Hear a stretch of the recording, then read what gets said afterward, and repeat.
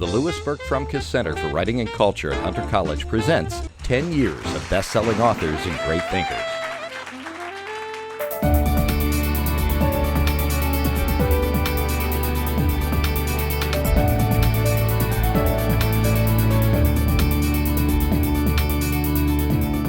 My name is Louis Frumkes. I'm the director of the Writing Center, for those of you who don't know me.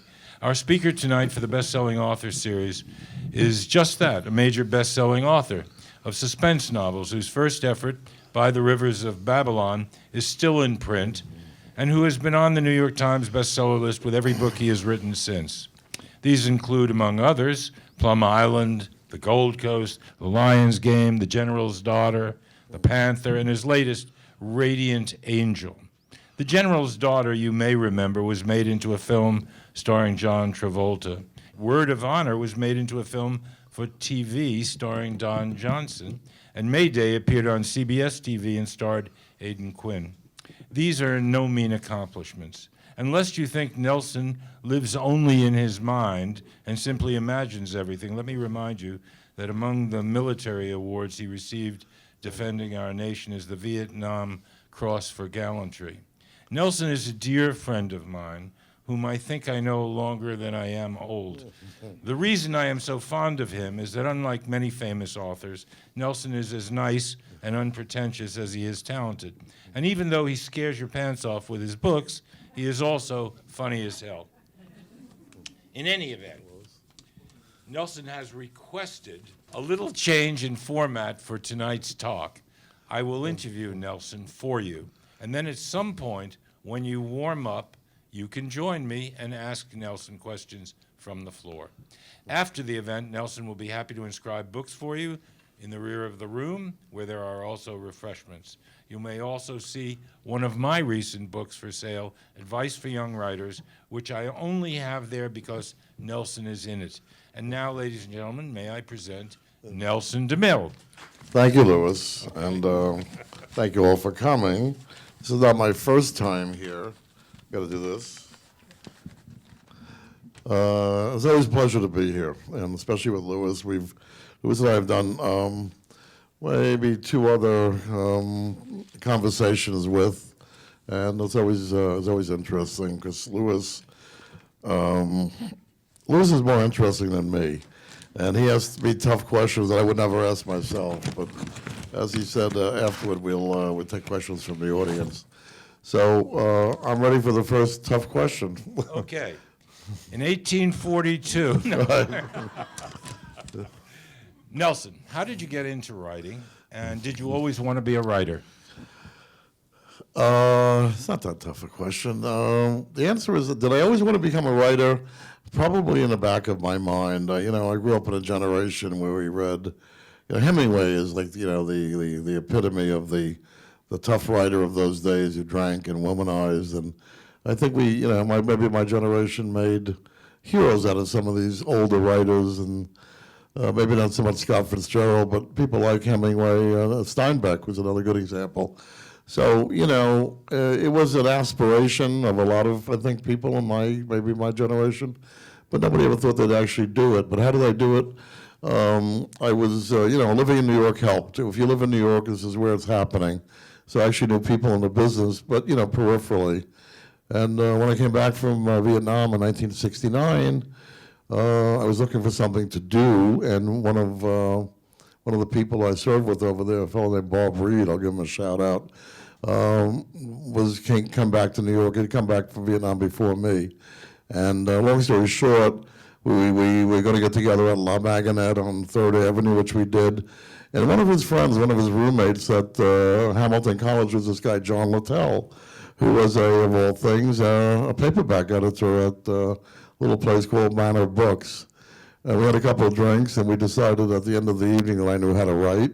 I'm not sure that was true, but we began a relationship, and eventually, because I knew this guy, we sat down one day and I wrote a police procedural. This was the days of Batman and Robin and Serpico and all of that.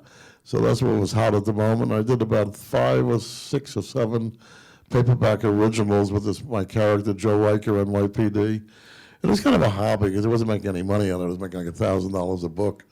But somewhere along the line, it came to other people's attention. Again, living in New York, and somebody approached me. They wanted to be my agent, and before you know it, I was, in the office of Bernie Geis, who at that time was very famous. He had done Valley of the Dolls. He had done William Peter Blatty's book. He had published biography of Harry Truman.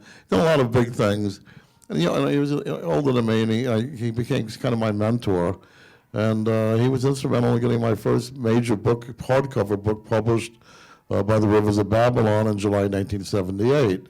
And from there, almost everyone has been a bestseller since. Why suspense thrillers? Why suspense? Well, they're not all, I mean, you mean the original ones, or? No, I mean, like now. Panther, Lions thing, Well, it's the character of John Corey. I mean, my first book was by the Rivers of Babylon. It was Plum Island. Right, Plum Island. Is that mine? Yeah. Okay. Radiant Angel, etc. Just kidding. I know that's mine. The first one was by the Rivers of Babylon. It was an Islamic terrorist book when nobody even knew what they were. I mean, only Thomas Harris had written one, Black Sunday, remember? In 76, 77. There wasn't much out there because it wasn't, an issue. But I wrote this one, and it became a bestseller. It was my first hardcover, huge bestseller, Book of the Month Club main selection, the whole thing. And I said, wow, this is easy. Let's do this again. So my second one was Cathedral, I believe. I don't have to think now. But then I got into this, the question is why. When you start off this way and you have a big bestseller, it's hard for the publisher to let you do something else because they've got, by this time, a lot of money and time invested in their thriller writer. And you do this, but I've had serious novels like Gold Coast and a few others that examined other themes. Word of Honor was an action adventure. So every once in a while you can pull one over on the publisher and do something a little more serious and a little bit more, cerebral. But I mean, the characters that I created, like John Corey, wound up paying the bills, and at some point along the line, when I'm done with my next contract, I will go back to doing some of the stuff that I really wanted to do for many, many years, and without thought of the commercial aspect. But once you get involved with the publisher and an agent especially, I mean, to make your agent stay up late at night, you call them up and tell them you're going to write a very serious novel that no one is ever going to read, and that. So, you become a victim of your own success, in short. So, as long as you mention that, what is it you'd really like to write? Well, I had a couple of ideas. I have an idea file. One of them is a book, kind of a generational saga set on Long Island. I have all the notes. It's about, with the background of the aviation industry, it starts, with Charles Lindbergh taking off in May 1927. It actually starts off with World War I. It is a saga. It's probably 2 or 3 books. And it just follows, it's really a book about America, but we're seeing America as the aviation industry grows and American power, post-World War I and the 20s, and Amelia Earhart, and everybody, all the famous aviators and aviatrixes that were associated with Long Island, and Grummins and Sperry. So that's my saga. That will probably take me out until I'm 80 years old, and that's my project for retirement. So who did you read when you were a kid? Who might have inspired you to write altogether? John Corey didn't just pop in your mind. You must have enjoyed books, enjoyed authors. Yeah, I was a big reader. Who were some of your favorites? Well, I grew up before TV. Well, there were 3 channels, I shouldn't say before TV, but yeah, I did a lot of reading. My favorites, my father's Canadian, and he got a very good education. The Canadian school system is a little bit different. Maybe it was a generational thing. When he grew up, it was a tough school system. You went to 13 grades. You couldn't go to college unless you went to 13 grades. Now, he would have gotten a degree at 12, but he went to the 13th grade, kind of, when he read the English classics, I mean, some stuff was drummed into him. When I was like 9 years old, I wound up reading his library, Rudyard Kipling. Like, who reads Rudyard Kipling anymore? some of these, old English writers, but I think it gave me a good grounding in the language. The language is a little bit different. It was an older language. It was a little bit more rich. Then when I got to high school and college, I read everything Hemingway ever wrote, and most of Fitzgerald, everything Steinbeck wrote. So it was that, those American, I went from the British to the American novelists. And the one that intrigued me the most was James Bond, Ian Fleming. That was big when I was when I first started college in the early 60s. And what intrigued me about it is it wasn't literature per se. It wasn't the classics. It was simply written with not a lot of big words, so to speak, and yet the thing told a story. And I also should say I read Sherlock Holmes, and we all did, with also a simple language. And I realized that you could write in a simple way, because Hemingway wrote in a simple way. But I think it was the James Bond books that made me realize you could write commercial fiction and do very well financially, and still tell a good story, and have people, read these books that really didn't say that much. We've all seen the James Bond movies, but if you read the books, there's not a lot going on in those books. But they're intriguing, just the way Sherlock Holmes is intriguing, and that these short stories are simply told and very short and very, not a lot of complexities. But yet, I think what these people have in common, people who write this kind of thing, is that they know how to tell a story. And I realize that, you can't BS the reader. You got to be able to tell a story and entertain the reader. Also, at the time, I was reading 1984, George Orwell, and again, short, punchy, but made an impression on me.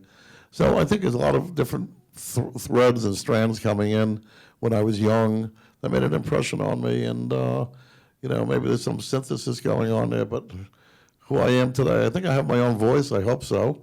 But this is a product of everything I read as a young guy, and I don't read too much commercial fiction today because it would kind of throw me off.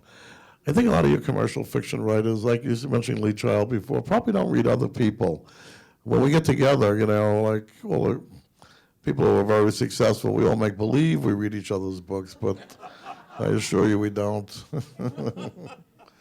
Nelson, for those I'm sure most of the people in the audience love your books and have read them. How do you write a book like yours? What mechanically, how do you write it? Do you get up in the morning and jot things down? Do you work on a computer? Do you write longhand? What do you do? Oh, God, I'm going to give away trade secrets. The people here are right? And people want to write, I'm sure.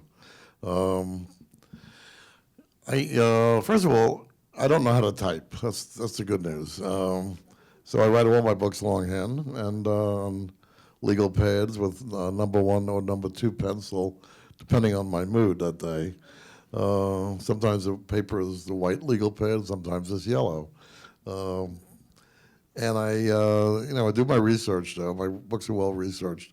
So I write them longhand. I write a chapter longhand, and I rewrite the chapter, make it a little bit neater, and kind of edit it myself before I give it to my typist, and she types it. And I can play with it on a computer. I can do that. I'm not a fast typist, but I can.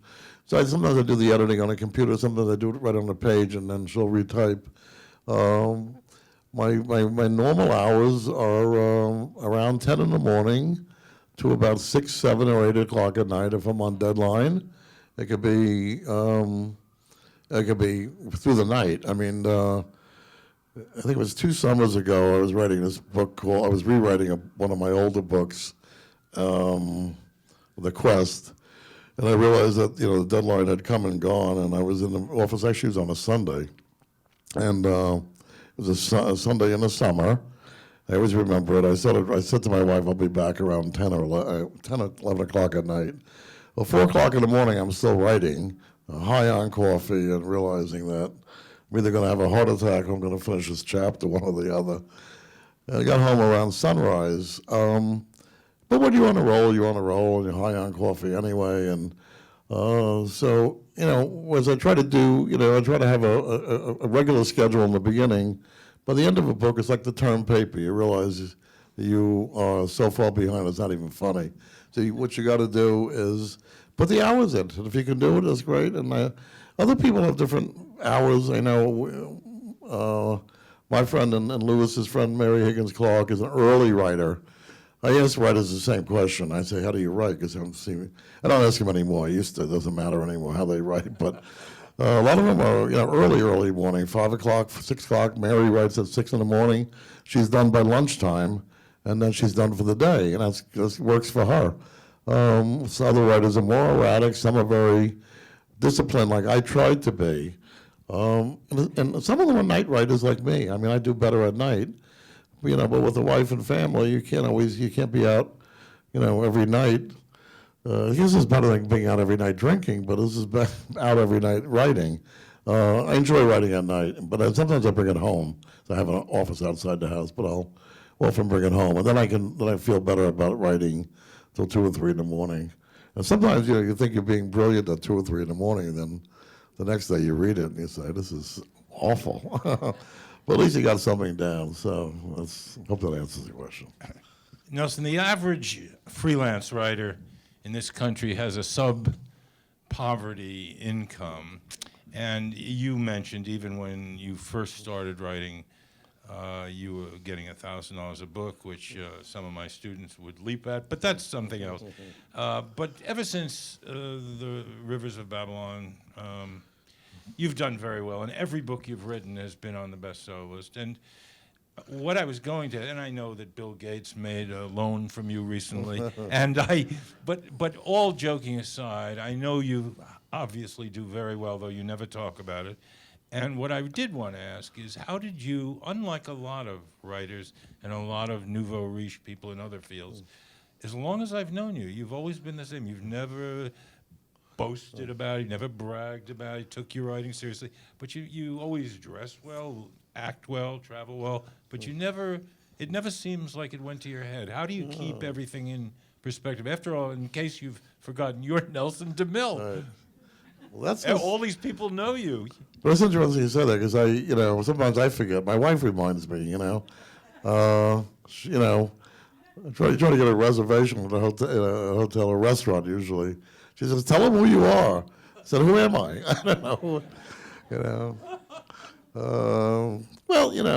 But most writers I know, and you know too, are really normal, everyday people. We're not movie actors, and we're not, we don't have those crazy, fits. I mean, we're all a little bit temperamental, maybe, but I think, if you're a writer, you realize you're not, you're not a movie star, and sometimes people, understand, they know who you are, but it's the whole process is kind of a humbling process. You're dealing with agents, you're dealing with the public, and you're only as good as your last book. So I never take it for granted. But on the other hand, I know what it takes to keep where I am. I mean, this has been since 1978. Most writers I know, I hate to say it, have gone like this and then down, and I've been partly lucky, but partly I understand the business end of it. I understand what's got to be done. If you want to write, you want people to read it. So, I know how to promote the books. I know how to promote myself. I know how to make my agents do the job. I know how to make my publisher do the job. Why am I doing this? You're writing so people will read, and as it turns out, as I found out, when they buy your book to read it, you've made money. The money is not. You can't think about the money. You got to think about, how do I get this book out there? If I'm writing something that I think is worthwhile reading, I've got to get it out to as many people as possible. And once you've done that, then you actually get a royalty check. So, but that's not peripheral. I'm not going to make believe I don't care about the money. It's just total nonsense. The money comes when you do your job. And if you do it right, and it's not only the writing, it's also making sure that everybody around you, publisher, agent, bookstores, I have good relationships with bookstores, with Barnes and Nobles, trying to get a good relationship with Amazon. I think they like me, I'm not sure. But that's part of the business, and there are other writers. And I said something before about living in New York. Living in New York helps that end of it too. But there are other writers who really, don't understand the business end. They have bad agents, they have no agent. They might be writing good stuff, but they don't know how to get people to read this stuff. There's so much competition out there, not only amongst writers, but competition for your leisure time and your leisure dollars. There's so much free stuff. I mean, you go online and entertain yourself for a week and not spend a nickel, unless you go on eBay like my wife does. But, you want people to read this stuff, and once they've read it, you're going to be okay, and you have enough resources to go on to the next book and the next and the next. So many writers, I not so many, but I know a number of writers who really were good writers, and I'm thinking of two right offhand, could not really break through commercially. There was nothing wrong with their writing, and wound up not writing anymore. So if your goal is to write, you've got to make sure that you can pay the bills at home. Once you've done that, then you go on to the next book.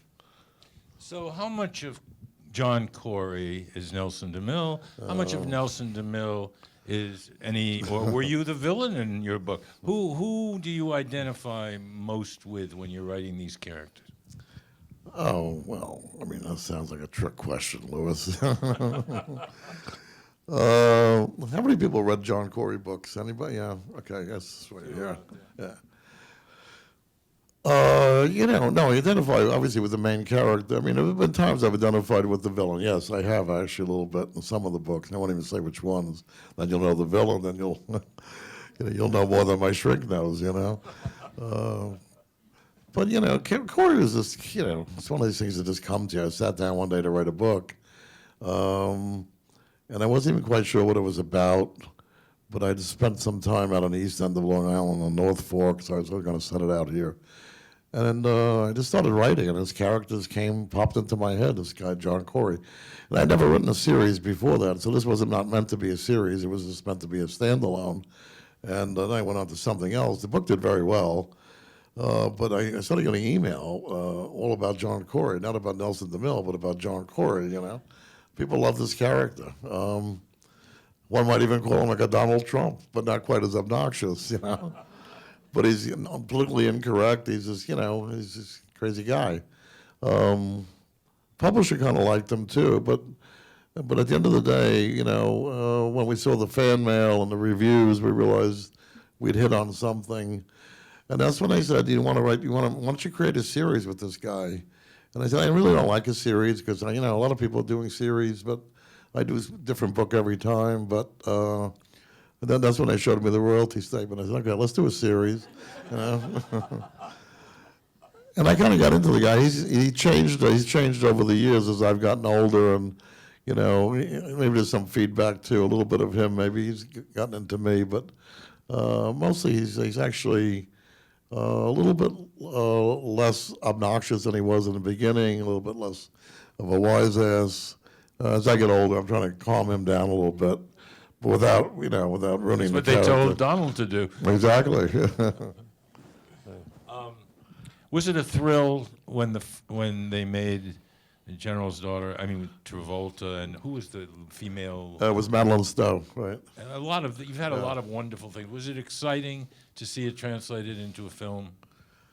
Yeah, it was a good. I had a good experience. A lot of people don't have good experiences. The producer was somebody I knew, Mace Neufeld, and I knew his father, believe it or not. Oh, right, and Mace was from Brooklyn. I still see Mace. Mace is 91 years old. God bless him, and he's still making movies. Father's dead. Yeah, Sorry. well, right. Well, Mace is actually, we're looking for Plum Island. He's trying to make a TV movie out of Plum Island. Actually, with Sony, we're trying to make a series with John Corey. I'll get to that later. But this particular, I knew him. I didn't know him well, but I did know him. They got a screenwriter on the job who was, some of these screenwriters are just awful. I don't even know how they make a living. I don't know if they do or not, but just didn't get the book and went through 5 or 6, maybe 4 screenwriters and 10 screenplays. And it was at Paramount, the project, the General's Daughter project. It looked like it wasn't going to get off the ground. And then William Goldman came in at the last minute, and they hired him as a great screenwriter, great novelist. And he kind of saved the script. And but it had been greenlighted, but there was so many problems with the screenplay And finally, then I read the first screenplay, and I said, "Oh my God, this is like typical Hollywood. It's so bad." But and they didn't get much better. But then finally, William Goldman did a good job on it. And then, strangely enough, it was Travolta who loved the book, who did some of the changes right on the set. When I met him, he showed me his script, and he said, "Look, this is." He says, "I went back to what you said. The screenwriter said this, but I liked your line was better." I said, "Great." So it was a good it was a good experience. The book, the movie and the book were a little bit different, but weren't that much different. But the movie was good. I mean, it did very well for Paramount. It was one of the biggest box offices of the year, and you still see it on TV. It's one of their perennial favorites at Paramount because it made them all a lot of money. It didn't make me any money, but if you ever see a royalty statement from Hollywood, the movie has grossed $800 million and they've lost $300 million. How did that happen? Well, incredible accounting, but that's all right. Well, we've come to a critical part of the evening when we turn over the questioning to the audience. So, all of you, I saw a lot of hands who read John Corey books and who know Nelson. It's your turn. Who's got a question for Nelson? And I'm sure you do. Well, Lewis. Young lady in the back. Here's a mic for you. I'm interested in knowing how you name your characters and then how you develop a dialogue for them that actually creates the personality. Oh, the actual name of the characters? It's a good question because character names are hard. When I first started reading Charles Dickens, I said, this guy's making it up. Nobody has a name like this. Yet the names do stand out in your mind. Name's got to be obviously kind of a strong name, and for a strong character, kind of a slimy name for a slimy character. You got to be careful. The character's age has to match the name. If it's a young woman, her name would probably be Chloe, or maybe Samantha. If it's Margaret, she's older. You got to have all this in the back of your mind. The ethnic thing, also the class of the person. It's the same with the dialogue. What I'm saying about the name is probably the same as the dialogue. Airline captain should sound like an airline captain. An army officer should sound like an army officer. Men should sound like men. Women should sound like women. Dialogue is very difficult because people speak differently. Different age groups, different socioeconomic, different ethnic, different parts of the country. And you want these characters to sound like who they would be. The name thing is kind of it's a little bit of a sleight of hand sometimes, no hero was ever named, maybe 300 years ago, a hero could have been named Ethelred or something, or some weird. But now, the convention is to be, to have names that kind of match the person. But the name of John Corey, for instance, where did it come from? I had no idea. It just, you don't want to use the diminutive of the name. Diminutive. So if his name is, Edward, is he Ed or is he Edward? John is easy because there's only John. I mean, it could be Johnny, it could be Jack. But so I put a lot of thought into it. And I have the baby name of books, which I bought. My daughter is now in her late 30s, and I bought this book 38 years ago. The name it was a complete book of 5,000 boys and girls' names. And this thing is well worn. I mean, I go through this sometimes. I pour through it to find the right name for the right person. And but did you ask because one of the names was off the wall, or no? Yeah, it takes some time. It does take some time to do that, and to have the. But more interestingly, the dialogue is. You got to step back from it and say, would this person say this? Do police really swear the way John Corey swears? Well, they do. Yes. But when I wrote Word of Honor, well, actually, Gold Coast is a better example. Very upper middle class people, actually upper class people, and that was, I had to go back and think. Do I know these people? I know some of them. How do they speak? And I think I captured it. But for every writer who writes fiction, you got to really do the dialogue, and it's got to sound like those people, you know, I think. The gentleman over here. Your being in the war in Vietnam, does that have any relationship with doing crime novels? With doing crime novels, if you heard the question, being in the war in Vietnam, no, it didn't really. It was, I'll expand a little bit on that story. When I met this editor at La Magonette in 1970, whatever it was, the idea was to do a Vietnam War novel. I'd just come back from the war, and like every generation who comes back from the war, educated people with some education understood what happened to them, and they wanted to, you know, to talk about it. They wanted to be Norman Mailer for my generation. And this fellow, John Littell, said, nobody cares about Vietnam, nobody cares about your war novel, but what's hot at the moment is NYPD procedurals. Again, it was the era of Batman and Robin and Serpico and the whole 9 yards.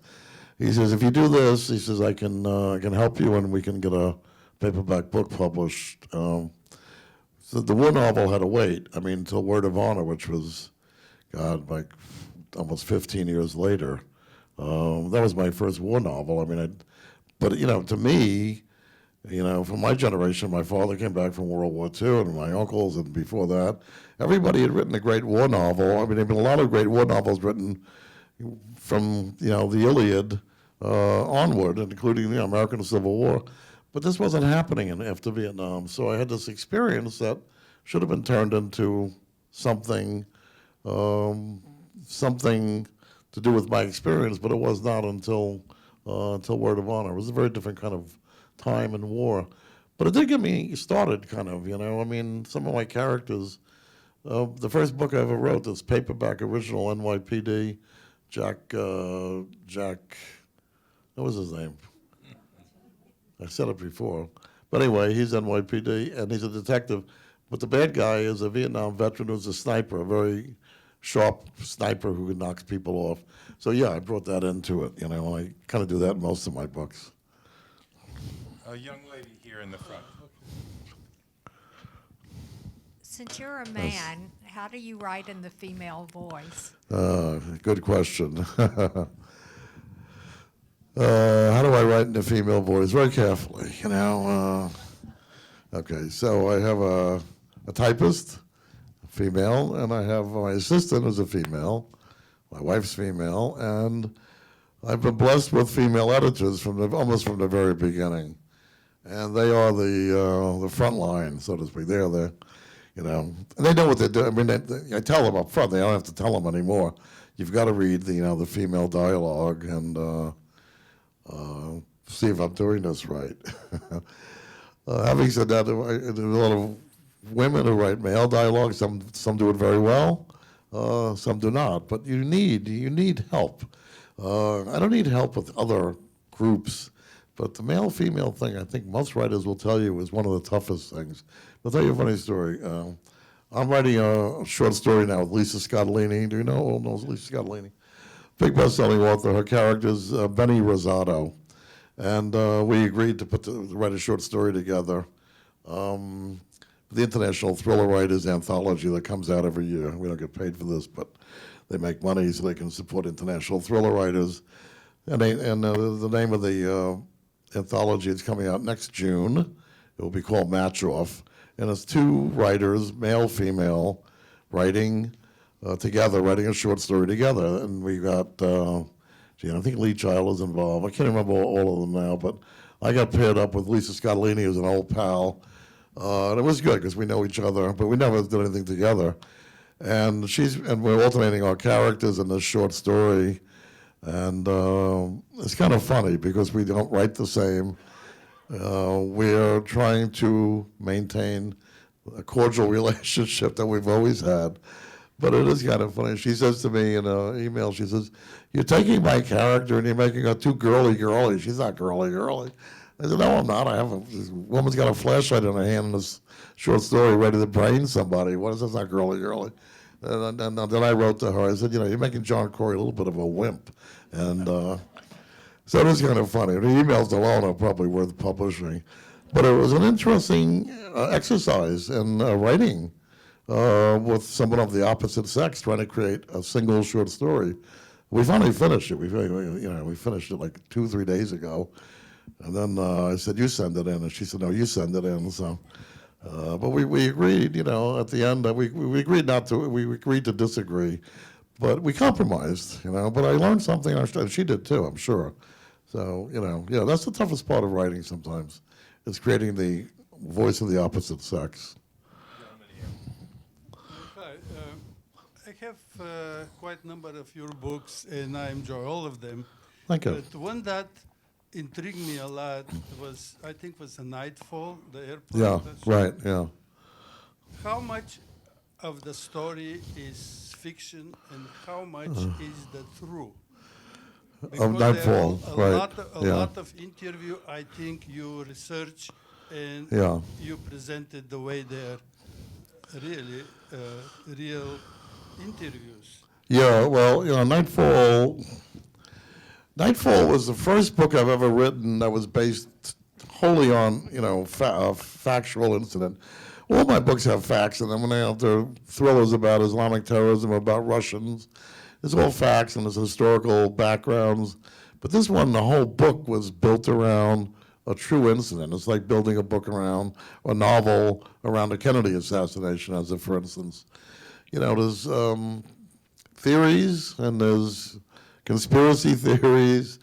And after this plane went down, there were, I mean, massive amount of writing on the internet, and also probably 7 or 8, 9 major books, nonfiction books about this. One of them was written by a friend of mine, Pat Milton. She was an AP correspondent and had good access to Kallstrom, who was the FBI investigator.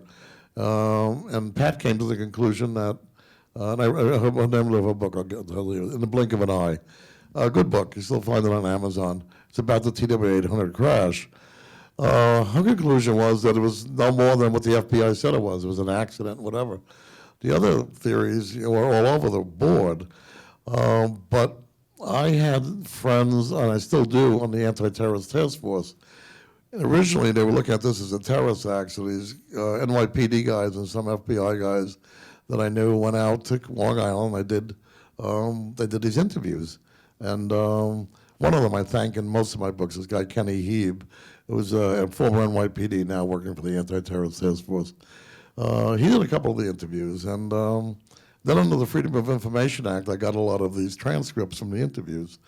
And everybody saw the same thing. Everybody saw this streak of light going up, and the plane exploded. And there was 270-some witnesses, and when I was reading these transcripts, and I wasn't sure I wanted to do the book. I was still like this, because you don't want to exploit a tragedy, and you also don't know where it's going. I mean, am I going to solve this thing? I'm not going to solve it. So I knew from the beginning I had to have an ambiguous ending. A lot of people complained about the ending. They said, you didn't resolve this. Well, sorry, this is still not resolved, you know. I could have resolved it in 3 pages saying, you know, really was an accident. There's no story here. But then I had neighbors down the street who were both on a boat, with a couple with their 3 children and another couple. And as it turns out, when the guy found that I was writing this book, came to me and he said, you know, and he had his son with him, and he said, tell Mr. DeMille what you saw. And the kid explained, this is a kid, 9-year-old, 10-year-old kid. He said to his father, as he looked at it, there's a skyrocket. And they all looked, and they saw this streak of light going up, and then I saw the explosion. And I said, my God. But then, you know, the FBI had an explanation for that. Really, the CIA did. And, you know, so what do I believe? I don't know, but I had to craft a book that gave actually both sides of it. Sometimes in a novel you can do more than you can do in nonfiction, because there's more speculation here. And it was a difficult book. I would not do something like that again, because it really was based on, first of all, based on a tragedy. You don't want to exploit it. But a lot of novelists use tragedies like the Kennedy assassination to try to come up with another truth, you know, at least make people think, and maybe open up the investigation, which is what a lot of people were looking for. But We'll only take a couple more questions. I see the lady over there, but Scott, do you have a question? No, the lady, will go to the lady over there.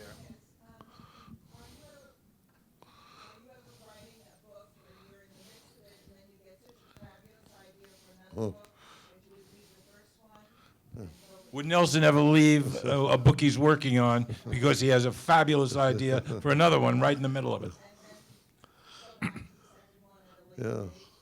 No. Short answer, no.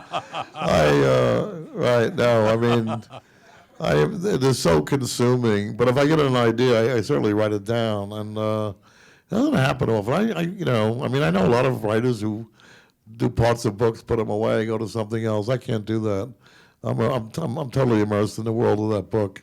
The other question would be, have I ever taken a book and thrown it in the garbage? And yeah, many times. Not the whole book, but at some point you realize this is not going anywhere. The agents, when